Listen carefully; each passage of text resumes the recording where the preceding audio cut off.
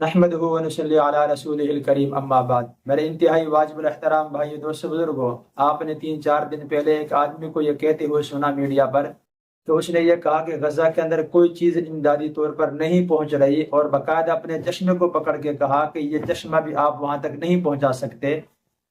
میں اتنا ہی عرض کرنا چاہوں گا کہ یہ بندہ نہ صحافی ہے نہ ہی کوئی تجزیہ نگار ہے، اور آپ لوگ جانتے ہیں اس بندے کے بڑے مسائل تھے، اپنے کچھ مسائل کی وجہ سے انہیں جیل بھی جانا پڑا، اور اس نے فلسطینی اور غزہ کے مسلمانوں کے نام پر بہت سا چندہ اکٹھا کر کے کھایا ہے۔ یاد رکھیں، غزہ کے اندر آج بھی کچھ لوگ ایسے ہیں جو اسرائیل کے ایجنٹ ہیں، ان کے لیے کام کر رہے ہیں، اس لیے آپ ان پر کام نہ دھریں۔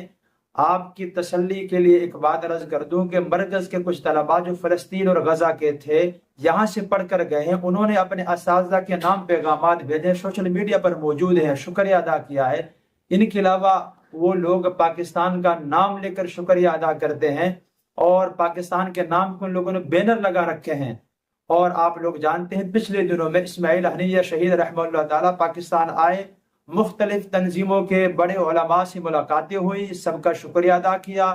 بہت سے حضرات یہاں سے امداد پہنچا رہے ہیں، ان کی امداد وہاں تک پہنچ رہی ہے۔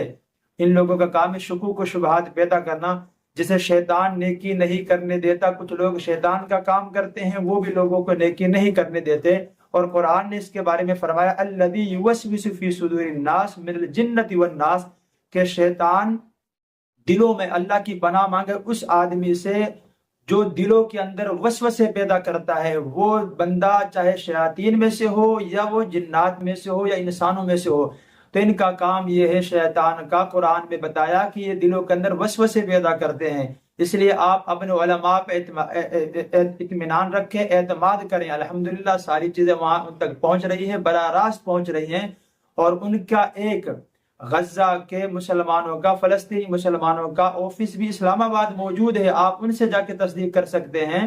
یہ لوگ ایجنٹ ہیں، ان کے لیے کام کر رہے ہیں، مسلمانوں کو دھوکہ دے رہے ہیں۔ اللہ سے دعا ہے اللہ ہمارے مسلمان بھائیوں کو ان کا ساتھ دینے کی، دل کھول کر ان کی امداد کرنے کی توفیق نصیب فرمائے۔ وآخر دعوانا الحمدللہ رب العالمین۔